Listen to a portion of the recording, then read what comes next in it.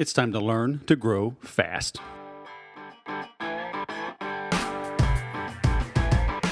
Hello and welcome to the Sales Podcast. I'm Wes Schaeffer, the Sales Whisperer, your host. This is your home on the web for honest, no hype insights, advice, and inspiration to help you sell more, faster, at higher margin with less stress and more fun. When I got out of the Air Force in 1997, I had a wife, a baby, another one on the way, and I had to put food on the table, which meant I had to be productive. I had to be efficient.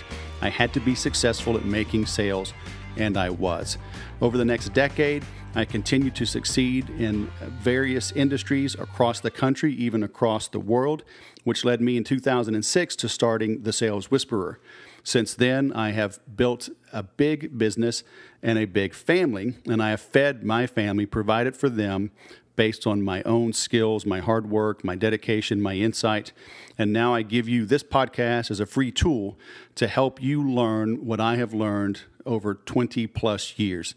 Another free tool that you can use to grow your sales is available over at thebestsalessecrets.com. Head on over there, and it's over 21 pages of advice, things including the 7 keys you need to apply to win at sales, how to look at money, and the true purpose of the sale. So again, head on over to thebestsalessecrets.com for that free tool. And now on to the show. Joseph Michael, all the way from St. Louis, Missouri. Welcome to the Sales Podcast, man. How are you? Thank you, sir. I am good and glad to be here. Thanks for taking a little time. Got your whiteboard back there, sticky notes. I like it. Let me see if I can turn my computer. I got a big whiteboard there with. I love the magnets, man. You know, I gotta. There we go. It's beautiful. Yes. Move stuff around a good bit. So to everybody watching, everybody listening, I gotta give me some magnets. Everybody listening, just imagine big whiteboards and brainstorming, and that's how we get things done, right? Yeah. Well, man, thanks for taking some time. For those that don't know you, would you mind take a minute or two, give us the lowdown on who you are and what you do, and we'll dive down the rabbit hole? You betcha. Yeah. So my name is Joseph Michael. I started this whole internet business thing a few years ago. I was doing it part-time, had a full-time day job working in corporate America, and I was just looking for something extra, looking for a little bit of extra scratch on the side, trying to, barely pinching pennies to get by. So I thought, hey, let's start sharing some of what I know online, connecting with people, building relationships. And, I found all kinds of stuff in this world with regards to sales and finding people's pain points and building things that people want and pay money for. And I found a niche inside the writing space with a product called Scrivener. And it's a writing software. Think Microsoft Word on steroids, basically, is the easiest way to understand it. Yep. It's an awesome program, but it's got a huge learning curve. And I saw a lot of people really love the program once they found out what it could do for them. So I decided to jump in and build something that people could learn it fast. So I built LearnScrivenerFast.com, and it's completely changed the game for tons and thousands of writers now.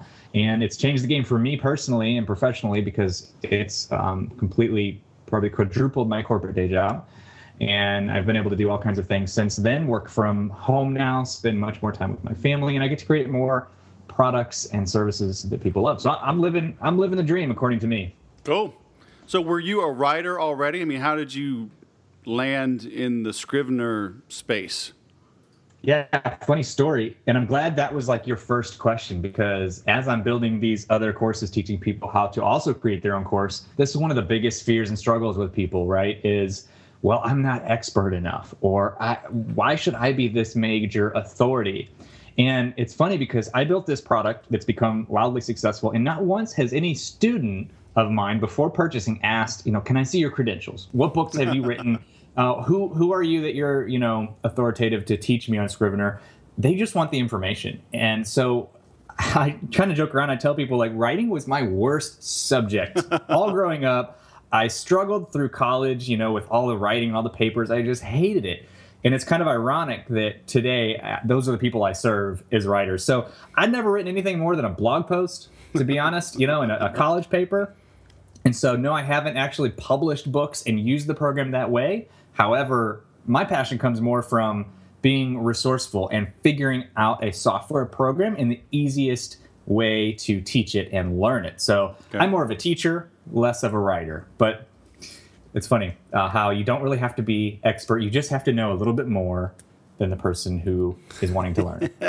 So had you used that application before you started working on it, or did you do some research and you found a common pain that just so happened to pop up in your research? You said, well, heck, more than a handful of people have said they have trouble writing, so let me go find something to help them. So I was using the program, and I did love it, and I did have a passion for it.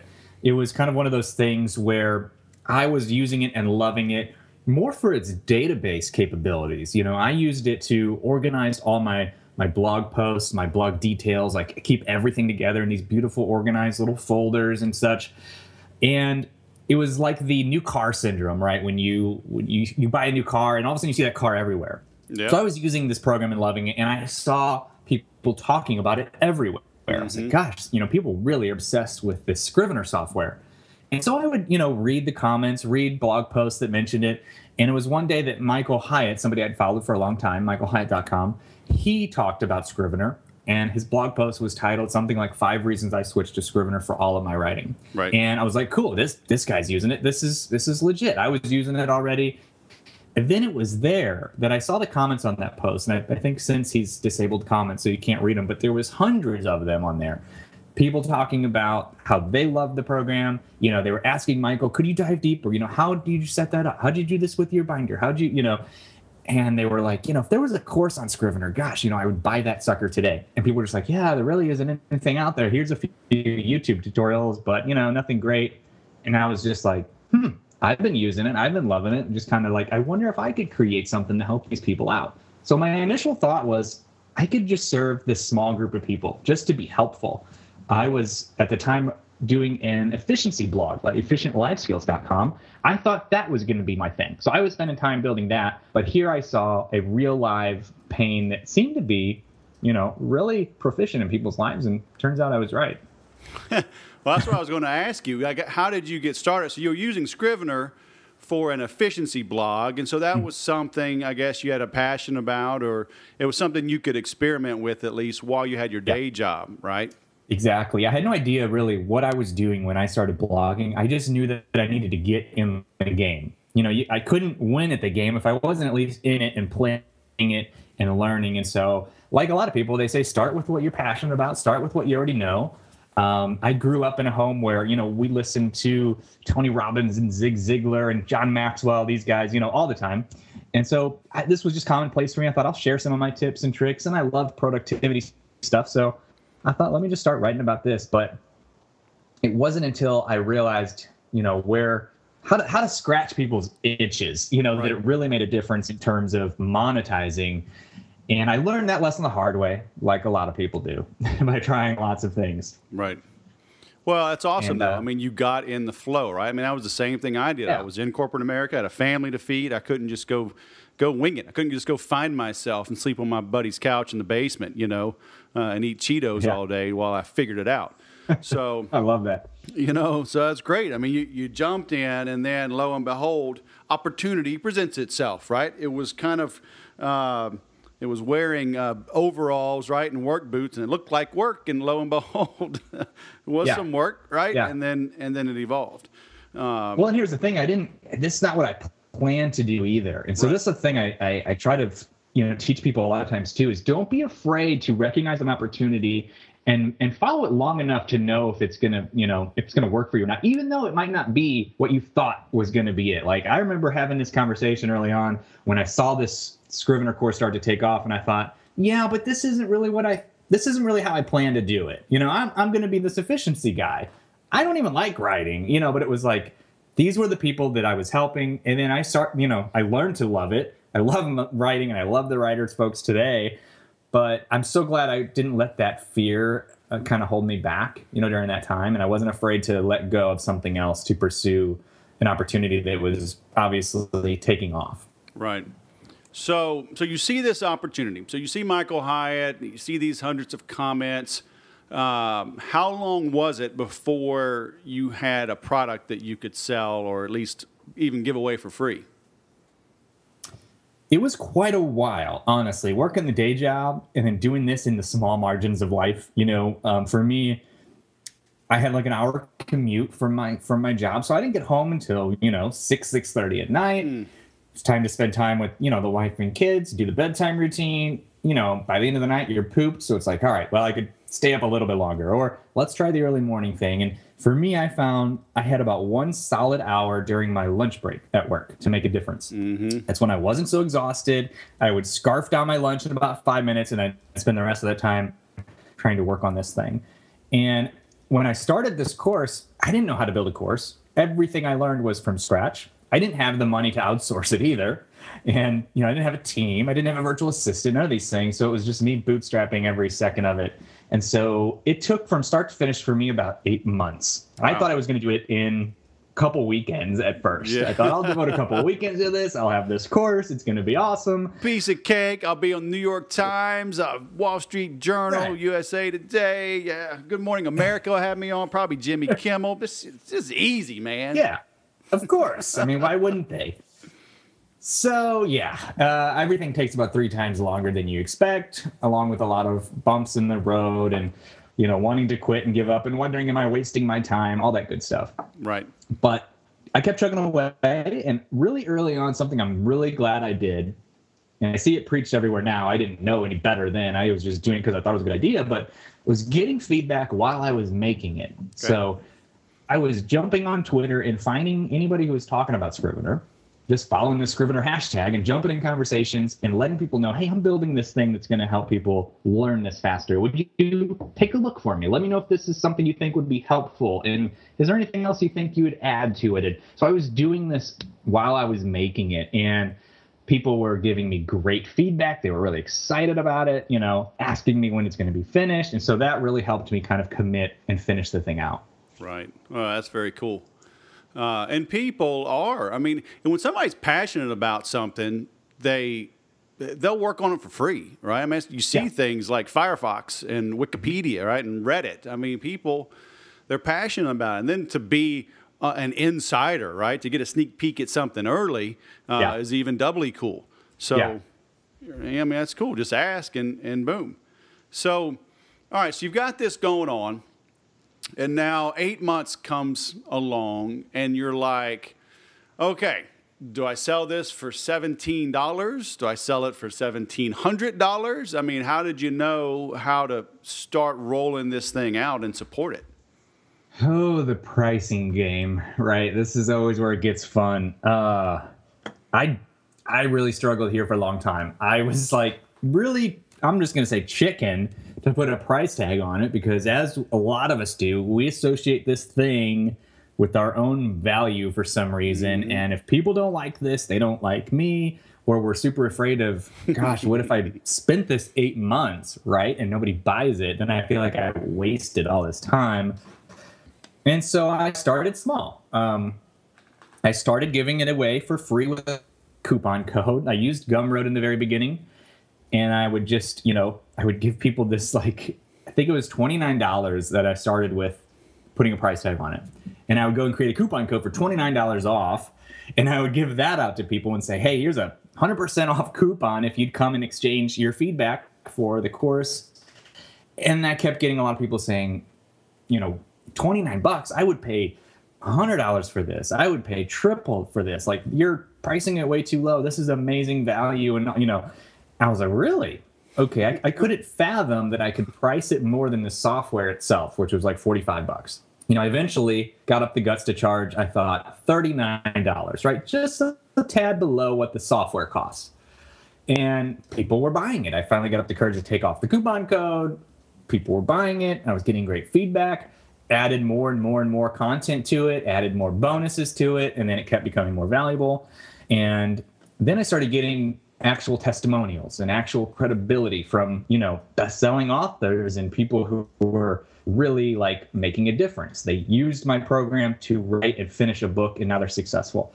And so with each version, I just gradually increased it, gained more confidence. And then I realized Scrivener is a tool. And so by itself, the $45, that's great. But, like any power tool, what's the point of it if you don't know how to use it? Right. And just like we take college classes for multiple, thousands of dollars more than the program we're learning, right? The software itself. So I started to really shift my mindset. And a lot of people challenged me on that. And I was growing this whole time as well. And so today, I have 3 different tiers of the program, a student level, a rock star level, and a ninja level, I call them, each with different access levels. You get started from 127 up to 297 now. And it sells each and every day. And it's funny to look back and think how small-minded I started and how little belief you have. It's kind of like the fake it till you make it. Right. And then somewhere along the line, you start to develop this confidence that, hey, I really do have a good product and it's helping hundreds of people. Right. So it's a journey for sure. So how long has this been? Let's see. I officially quit corporate America last July. So it's been a little over a year now. Okay. Since I've come home. And then it was about a year before that the whole thing launched. So it's been about 2 years. Wow. That's still pretty fast. Yeah, I expected in the beginning, I told my wife, give me 5 years on this thing. Because I'm, like a lot of entrepreneurs, we start things all the time. And your family and friends are like, oh, Joe's starting another thing again. So I said, if 5 years, if I could put a lot of hustle and learn everything I can about this and it still doesn't work, then, I'll look for something else. But I thought, hey, I'm just going to be a scientist. That's what I tell people now. Forget about this failure word. Just experiment. Get out there and just say you're going to learn something regardless. So that's how I thought about that 8 months of creation was, hey, even if this thing never sells one time, at least I'll have learned how to create an online course. And right. I can then at that time take my knowledge and do something else with it. So there is no failure. It's only just experimenting. Yeah, absolutely. I mean, I tell my wife that albino iguana mating thing, it's going to work for me. So I'm sticking with it, man. Yeah, there you go. It will pay off. And that's my big old dog barking. Gotta love it. He sees my son pull up and he still barks. Good grief. Yeah. Give me 1 second. Let me let him out. Sure. Thank goodness for editing.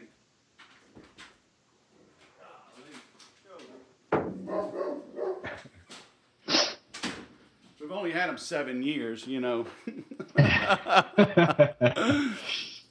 Oh, man. All right. So I mean, that's super fast. So you may not even be tired of that yet, right? But you are still, you're experimenting with some other things, right? You'd mentioned before we start recording, you've got Product Creation Live that you've started. Can you tell us about that and how that came about? Yeah, sure. So, one of the things I wanted to do in the very beginning was teach. I love to teach. I love to create easy training for people, help people understand. I love seeing that light bulb kind of go off of the head. And I really started to love everything techie, online, all this kind of stuff, right? Especially as I started learning a bit about it with my productivity blog. And I thought, this is what I would love to really talk about. But I wasn't going to be that guy that talked about how to create an online business when I've never done it myself. And there was enough of those. And I thought, well, let me just keep doing what I'm doing and learn and develop my skills. And then this kind of took off. And then my students, my Learn Scrivener Fast students, over and over again kept asking me, how did you put together such a beautiful course? This should be a model for all courses out there. I've taken this course and I've taken that course, but yours just methodically walks through things so well and it's beautifully laid out. And I just thought I was anal. I was like, well, it's because I pay attention to detail. And they, you must have spent thousands on a developer. And every time I was like, well, no, actually, I didn't spend any money on a developer. I bootstrapped everything myself. I don't know how to code or program. I have a lot of little tricks and hacks, though, that to make things look great and look like it costs $1 million, but it doesn't. And people were like, well, do you do consulting? I pay you for an hour of your time to just show me. And so I started doing these things and they were blown away. They were, you've saved me 6 months of time by showing me these, this and that. Have you ever thought about making a course on this to show your methods, to show how you made a course? And so I thought, well, enough people have asked. Let me start creating some things around how I create things and how I create different products. And I'm just getting ready to launch some of that. And I'm really excited. It's actually a lot of what my sticky notes are on my whiteboard is all the different ideas and things I have. So I'm organizing that content right now and getting ready to share that really soon. So that's been fun because I'm really excited about showing that stuff. And I actually have the credibility to come along with it which is really what I always wanted to get to. Right. Can you share any little secrets of that? I mean, how did you develop Scrivener? Is it, I assume you use WordPress? I mean, you use like a membership site or, Yeah. So, I try to do just little things that make a big difference. So I'm a very visual learner. And so I think, especially online, when you don't have the credibility yet and the trust, you need to make sure your stuff looks like it has credibility, right? Like it needs to look like $1 million course, even if it's not. And so I went above and beyond to find the best graphics. I mean, it doesn't take a lot, but if you spend some time researching other sites. So one of the things I did invest in early was quite a few other courses in different markets that I knew were popular and I knew people loved. And I would buy those, not so much for the content, but to look at how things were arranged, what they did that felt good and what they did that felt clunky and so I studied a lot of that. I studied learning styles, and I was coming at it from a teacher's aspect. Another thing I found was that attention spans nowadays are drastically dropping, right? I mean, I've felt it. Squirrel is everywhere. And the average YouTube video now. What'd you say? I'm sorry. What'd you say? Yeah, I said there was a squirrel right over there. Dang. Yeah. My dog got him. Yeah, exactly, right? And so, building a course for people where they're at instead of trying to make them into something they're not. People watch a YouTube video for the average of 2 minutes and 7 seconds, and then they're distracted. That's about as long as they can take. Good grief. And so why make a training course that has 45-minute videos in it? So I decided, let's make them bite-size. Let's keep them like YouTube videos, but we'll add a bunch of them in there, and we'll add them, we'll highly organize it and make it very visual and very easy to make it, something that feels good, that feels fun, and that you're excited to log into and do because you're going to spend a lot of time in it. Right. And so it may as well feel good and feel like, you're making progress. And so a lot of people say your videos are kind of addicting. I learn one concept and I click on the next video. And so little things like that, and images go a long way. I know a little bit about Photoshop. I create a lot of my graphics actually in Keynote or PowerPoint, by just modeling some of what somebody else has done. And you can add an image, for instance, like in a sidebar, right? And you can just link, anchor text to that image. And that's a link to a different section of your course. Instead of just sticking with something boring like click here to go to module 2. Why not put a graphic there that's, click here to go to module 2 and put a little, color overlay on it with some text or, these little things that, they take a little bit longer to do. They actually make the experience that much better. Right. Now, so there's a lot of little things like that. Yeah, cool. So how are you staying on top of Scrivener? I mean, it's software, so it's obviously they have updates. Mm-hmm. Is it tough to stay current on that, or are you getting help with doing that? It's a little bit tough, but, they have a beta program that they release to, people who are interested in testing out the newer versions before it's released to the public. And so we're always on top of that. We're monitoring, the forums and the different places where people are talking about Scrivener and that kind of stuff. And I'm always interacting with people still about what kind of content they want to see, what they're struggling with the most, and, always creating more content that's going to be helpful for people. One of the things, when I first launched the course, the Windows version versus the Mac version was a big deal because they first started with the Mac version, right? And then they decided we'll release it to Windows also. And it was always a little bit behind on the Windows version. When I first launched the course, it was quite drastically behind. And I was recording it from the Mac version. And so in the beginning, it was a lot more of a, read between the lines type of thing for a Windows user. And so I was going to spend all this time to develop a parallel version, right? Okay, now I got to go make one for Windows users. Well, then Scrivener came out with a new update, which basically kind of made it almost identical to the Mac version, minus a few little, user interface things. But the functionality was there. And so that saved me months of creating tutorials that I didn't have to do. And so, the next big update is going to be a tablet version or an app version that they've been waiting, to release for a couple of years now. I think people have been waiting very patiently. So I think that could be coming out by the end of the year, fingers crossed. And that'll, I think, unlock a whole nother explosion of Scrivener users once they can sync things in the cloud and go back and forth and write on their tablets and things like that. They can already do that now, but you've got to use Dropbox and sync with another program, and it's a little bit clunky. So I'm excited about that, and I'm excited to add some new training in as soon as that comes out. So lots of exciting things. Now, how'd you get all this publicity, right? You just had the AppSumo guys, right, picked you up and shouted you out to the world, and that's been a nice little boost for you. How'd you get in good with those guys? Yeah, so, networking, I really underestimated when I started. I've always been more of an introvert. I think like a lot of us behind these computer screens are. And I heard this everywhere, right? Like, you can't build a business alone. You need other people to go along with you. And I thought, I'm going to try to be the exception to that. I really don't want to, I don't want to go to, I didn't really know what that meant. Do I have to go to these networking parties? What do I got to do?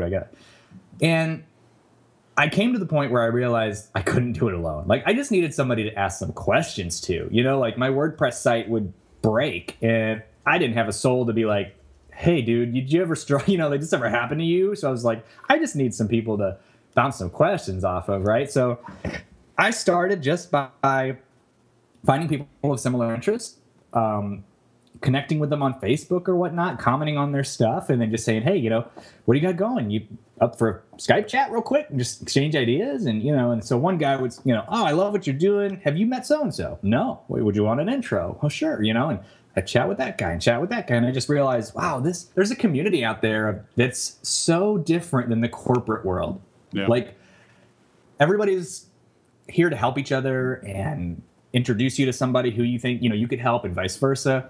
And so I just started that game. And then I started attending some conferences because I was really interested in it. I went to FinCon St. Louis, which is Financial Bloggers Conference. It was in 2013. It was my first ever conference. I live in St. Louis, so it wasn't a huge investment for me to just go, downtown and hang out at the conference. That was the first time I got to meet some of the people that I had started learning from, like Pat Flynn and things like that in the very beginning. And, it was like $500 investment that I didn't have at the time. And it's a cool story now because the very next year, I was a speaker at FinCon conference. And, I tell the story that I had, the year before that, I was in the people's shoes and I was coming to the conference with $500, in the negative. And I was just coming off a $40,000 month in revenue on the next year. So like, I always talk about the power of 1 year, once things start going. And so little by little, I started meeting people at conferences, doing that kind of thing.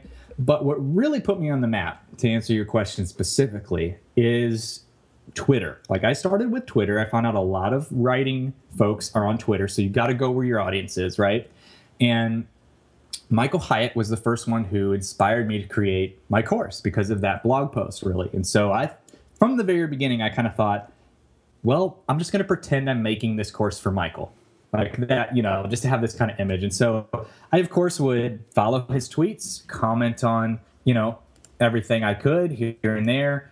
Sort of basically stalked him on Twitter for like a good 6 months in a friendly way. And I tell people this, like, you don't just come out there and just start asking people to come and look at your stuff. Like, that's just not the way you do it. Be helpful, give value, do those things first. And then after about 6 months of doing this or so, one day out of the blue, Michael Hyatt tweets me and says, hey, I got a question about Scrivener. Is there a way to work with an editor who wants to use Microsoft Word in Scrivener? Is there a way to combine those two? And I said, I'm not sure, but let me get back to you. I'll find out for you. I had no idea. I dropped everything I was doing and said, all right, I'm going to find the best solution for this possible. So I researched everything I could find on it, found some other authors and what they were doing and yada, yada. And I created the most amazing short little solution tutorial video that I could make for him, and just gave that to him on, found him back on Twitter, said, hey, I think I got a solution you're going to love. Got an email address? I could shoot this over to you. Sure. Gave it to him and just included a little, hey, by the way, I'm creating a Scrivener course actually based around a blog post that you inspired me to do this on. I'd love for you to take a look. And if you have any comments, be great. If not, hope you enjoy this, little workflow I put together for you. So, of course, he's going to check it out, right? And he did. And he's, gave a lot of great suggestions, which I'm so thankful for, because he didn't have to do that. And said, I love what you're doing. This is such a need in the market. And he turned around and very, nicely put a tweet out there for me, just saying, going through, Learn Scrivener fast. It's really well done, so worth it. And that changed everything for me. I couldn't believe the power of influencers, and the trust that they've built online, because immediately within like 10 minutes, I could still remember it was around Thanksgiving time. I was watching, Christmas Story or something like that with my wife, and all these notifications kept coming through on my phone. They were, sale notifications, and they were just like one after the other after the other. It was like 10 of them in a couple minutes time. And I was like, what's going on? Why is this happening? So then, of course, I pulled up Twitter and I was like, oh my gosh, Michael Hyatt just put a tweet out about my product and people are buying it. There's no way they've even had time to read about it. What are they, And so from that point on, that credibility really helped. And then I started to connect with other people who just started emailing and connecting with me. It wasn't always me hustling now. It was kind of people were coming to me. And then one person led to another, and I think I ended up connecting with Noah Kagan, who runs AppSumo out in at FinCon New Orleans last year, actually. And then so we were talking strategy. I wrote a couple articles for him on his email 1K thing, and then it was, hey, let's talk about AppSumo, since Scrivener does a promotion with them, and it's always one of their biggest of the year. And so let's partner together, and it's amazing how things happen, One thing leads to the next. I always tell people, though, get out there, start meeting people. Don't think you can do it alone. That's one of the biggest, tips I can give for getting, like, the shortcut, if there is one. Right. Cool. So, they're huge for me. That's awesome. Yeah, I mean, there are no shortcuts, right? You just got to jump in. You got to jump in.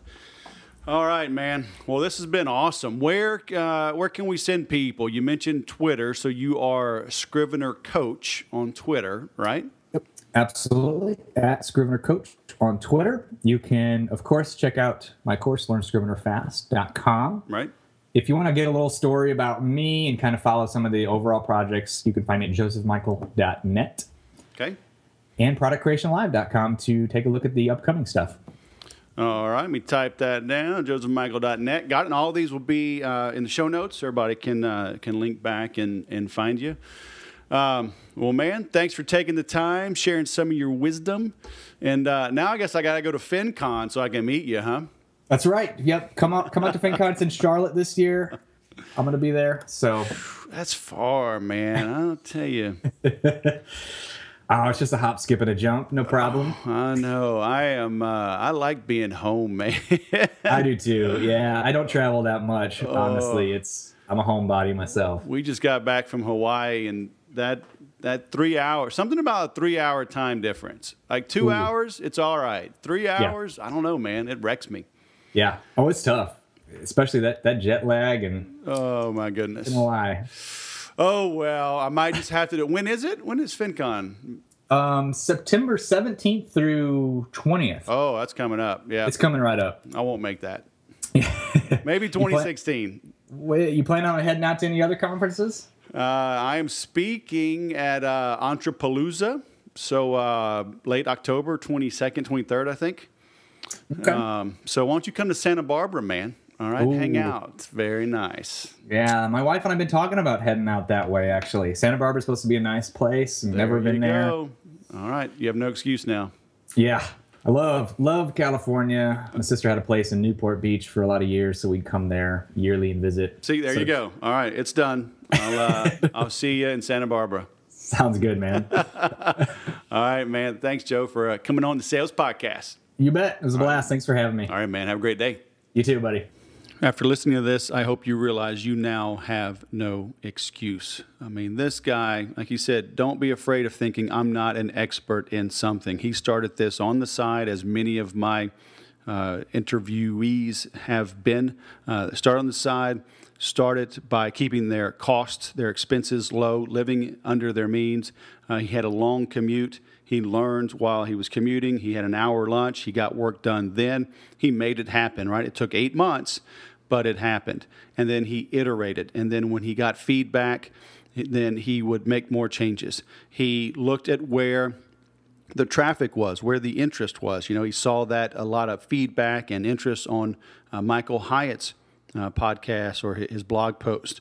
So he got involved there. He got influential people like Michael Hyatt interested and engaged, right, by offering something of value up front. So Scrivener was of interest. It was of value to Michael Hyatt. So Joe got in front of him, and he just grew from there, right? And this all happened in the matter of just a very short span, a couple of years, right? Like he said, in 2013, he didn't have $500 to attend a conference. The next year, he was speaking at it. So find an interest, find a passion, find a need, and fill it. That's really how simple it is to build a success, to build a career, to build something that you love, that actually pays you the money that you need to live the life that you want to. Like I always say, go back and listen to this again. There's plenty of nuggets, but don't just listen, take action. Okay, the whole purpose, the reason for gaining wisdom, for learning new skills, is to put them into practice to serve the needs of the marketplace so you can earn the living that you deserve. That'll do it for today's show, but the learning and the doing now follows. If you would like my help to implement what needs to get done, help you identify what needs to get done and the best path and the best vehicles to use to accelerate down that path, please head on over to thesaleswhisperer.com/IPA. There you will see an overview of what I call my initial process assessment. It's not expensive, but it's not cheap. But you know, like they say, I'd rather spend more than I wanted to than less than I should to grow my business. So if you need some help, if you'd like me one-on-one to help, again, please head on over to thesaleswhisperer.com/IPA. And as always, remember to sell different.